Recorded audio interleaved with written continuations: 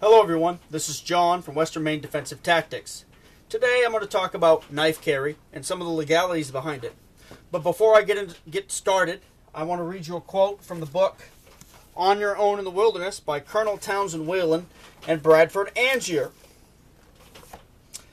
The most indispensable tool for a hunter or fisherman or camper, and in fact for any outdoor man and boy anywhere, is the knife, a businesslike knife, sharp and keen. Mrs. Whelan's aunt, who taught high school Latin for 30 years in Nebraska, had the right idea. She asked every class, which boys have a jackknife in their pocket? The ones who had none did not rate very high with her. Her philosophy was that if a boy did not have a knife and know how to use it, he was not likely to grow up to be able to do many things for himself. I throw that out there for food for thought. What has happened in our society where a teacher in grade school would expect and smile upon a boy carrying an ordinary pocket knife in his pocket, whereas today, if a student brings something as small as this, they could be in real, even legal trouble. What has happened? And just ruminate on how we're better off.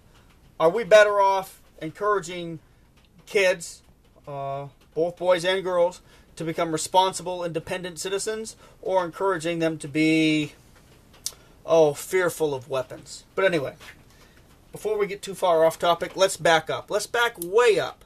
Let's back up to the point where one of our ancient ancestors discovered through accident or trial and error that a certain type of rock, when hit with another type of rock, gave them a sharp flake. And that sharp flake could be used to modify the natural environment to increase his survivability. And he could use that sharp flake to create better shelter, make clothing, create better tools and weapons that allowed him to hunt larger and more protein-rich game. That additional protein in his diet made his brain grow, made his muscles stronger. And as his brain grew, led to more and more innovation. The more innovative and creative he got, the more he was able to advance his way of life into basically civilization. So in that respect, the cutting edge has been with us since time immemorial. It stayed with us from the Stone Age to the Bronze Age, to the age of iron and steel, and it will still be with us with whatever material replaces steel, whatever thing that's going to be. And to me, it's so natural to have a knife on me. I honestly think it's in our DNA as humans.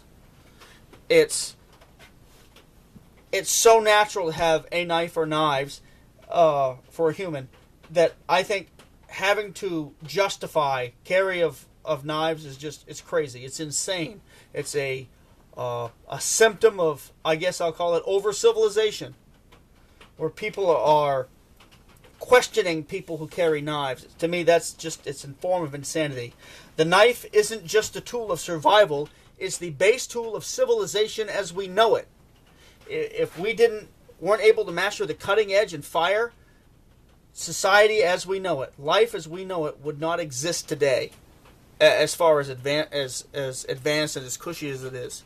And questioning the need for cutting edge even today in 2017 to me is ludicrous. But anyway, but let me get my cards on the table real quick. By the nature of your birth on this planet, not being an American, by the nature of you being a human on this planet, again, not an American citizen, you have an absolute, intrinsic, inalienable right to carry whatever tools or weapons you deem necessary, wherever you deem necessary to carry them. To some people, that's extreme. To me, it's not. To me, that's just how things should be. Of course, the problem there being that various governments all over don't recognize that. I know of no government anywhere that recognizes that human right to the extent it should be recognized. But that's what it is. So, that sounds extreme, but I want to give you a situation where, just a little insight to it. People think that if it's legal to carry weapons, that criminals are going to arm themselves and start preying on people. Well, guess what's happening now? It's not legal for your average person in most places to carry whatever he sees fit. there's a permitting process. You have to ask permission from on high, which is frankly complete bullshit. But the criminal can arm himself however he sees fit with whatever he wants, whenever he wants it. And the criminal has criminal intent. He wants to go hurt somebody. He wants to go rob somebody, rape somebody, kill somebody. The average person doesn't have any criminal intent, meaning I don't have any desire to go out and hurt anybody. I don't have any desire to go out and rob little old ladies. I don't want to go rape or kill anybody. I just carry for my own purposes, utility and self-defense. And in that sense, I have nothing to fear from anybody. I have nothing to fear from somebody who's just carrying for their own self-defense or whatever, because they like to carry weapons. I don't care. As long as they have no criminal intent, I won't have a problem with that person. Whereas a criminal with the simplest of objects, a hammer, a screwdriver, whatever, he's not to be trusted. But the law ties the hands of the average person and makes them, if it's legally allowed, there's that word I hate, allowed, choose items that aren't exactly the best. They're chosen for convenience and for legality and not necessarily for effectiveness. Whereas the criminal isn't handicapped by any of that. So my thought is that you recognize the rights of your average person and give them parity. Meaning, you remove the restrictions on the average person's ability to carry whatever he wants, wherever he wants to, because that's his right. And in that way, he'll have parity with a criminal. Because right now, criminals don't care about the law. They never have. They never will. They arm themselves as it sees fit. Your average person doesn't do that. You start, quote-unquote, allowing or recognizing the right of your average person to arm him or herself. And what you'll see is criminals getting faced off by citizens who have taken enough crap from criminals and are not going to put up with it anymore.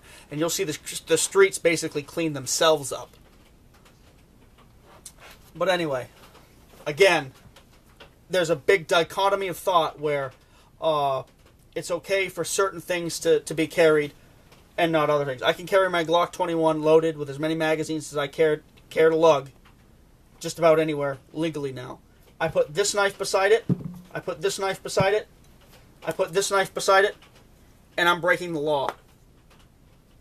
What is the difference? If I don't have any criminal intent and I'm trusted to carry a gun, why can't I carry whatever knives I choose? To think anything else is bullshit. I don't care if a person has no criminal intent if they carry all of these knives, a Bowie knife, a sawed-off shotgun, a broadsword, a battle axe, a fully automatic belt-fed machine gun, and a grenade launcher to town to do his business. I don't care because I have nothing to worry about from that person. All he is doing is prepared to defend himself aggressively. Nobody has anything to fear for that person. The problem being, in our society, we are being conditioned to fear all weapons. And people who don't grow up, particularly carrying simple pocket knives, can often be afraid of the smallest, most what us knife people would consider non-threatening. They'll be threatened by any weapon, not just the ones that are considered menacing, but the presence of anything makes them very uncomfortable because they've been conditioned to fear them. Anyway, what you see here is a variety of different folding knives and a straight knife. And to some of you who are children of the 80s, you'll recognize the battle song. And forgive me because I have tendonitis. And going further back, cheap switchblade. Now, in many places in the nation, these are illegal to own and or carry. And why is that? Well, fear. Movies like Rebel Without a Cause and The Wild One and a few other incidents made the automatic knife something that was, well, a threatening object that Congress had to protect us poor citizens from because evidently armed or let's say leather-clad gangs of bikers riding, classic Harley and Indian motorcycles were going to jump off their Harleys and take little lady Social Security checks at knife point. And by banning these knives, they saved us all. That was just paranoia and fear. There's nothing really wrong with a switchblade. All it does is opens a little quick. And frankly, if you look at this knife is broken, but this is an old Schrade switchblade. I'm not sure what the percentage of production, was. But back in the day, turn of the century and into the 20s and 30s, Schrade made many very high quality, very nice switchblades and marketed them not to, ne'er-do-wells and biker gangs, but marketed them to your average person, housewives, workmen, and doctors and lawyers, because it was an easy way and convenient way to have a push-button blade to get your chores done with one hand. They were never really marketed as weapons, even though Schrade made some big automatic hunting knives. It was just a convenience. It was just another tool. But that, through film and paranoia, made it a weapon that was stigmatized. And a lot of that came in on the 80s. Now, when I was a kid growing up in the 70s and 80s, a lot of your action movies featured a balisong knife at some point. And the same ignorance and fear that affected the switchblade affected the balisong. And they were banned from importation in a lot of places you couldn't have them. Which to me was completely foolish, because I used a balisong, not this one, but the same type of knife growing up on the farm, because this is the safest folding knife that you can get. I'm not a huge fan of folders, though I like them well enough. If you've got a good grip on this knife, it can't fold up on your hand. That is very handy when working with a knife.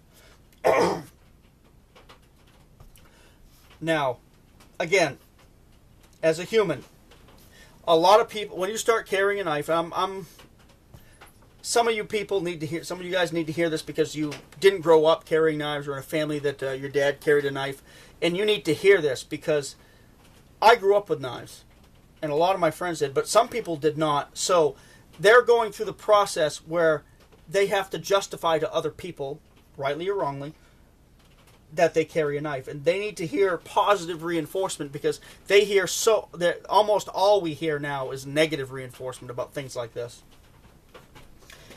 And carrying a knife or knives is completely normal. You're going to hear all sorts of BS, 2-cent psychological reasons why you carry a knife. Oh, let's start with you're paranoid. You're afraid of getting attacked. You're compensating for a small penis. That's one of my favorites. Or other bullshit 2-cent psychological things that people are projecting onto you. That sort of thing. It's all crap. It's all BS. You carrying a knife or anything else makes you no more paranoid than anybody else. It just makes you prepared. You don't need to justify carrying a knife to anybody. And my philosophy is I carry what I want where I want to. And I'm not saying to go out and thumb your nose at the law, but at the same time, a regulation might be for a fool to obey and a wise man to break. Most of my life, there's been, with the exception of a couple months in boot camp where they actually took my knives from me, I was carrying knives.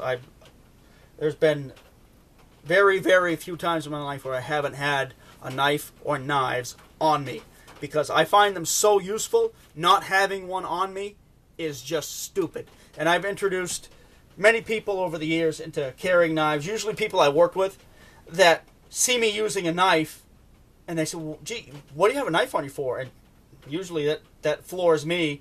I'm like, what do you mean, what do I have a knife on me for? You just saw me use it. And they work with me for a little while at various jobs, see that I have a knife, and they understand that it's useful. So usually I find a knife that I have, and I gift it to them, and they start carrying it in a month, 6 weeks, 2 months later, however long.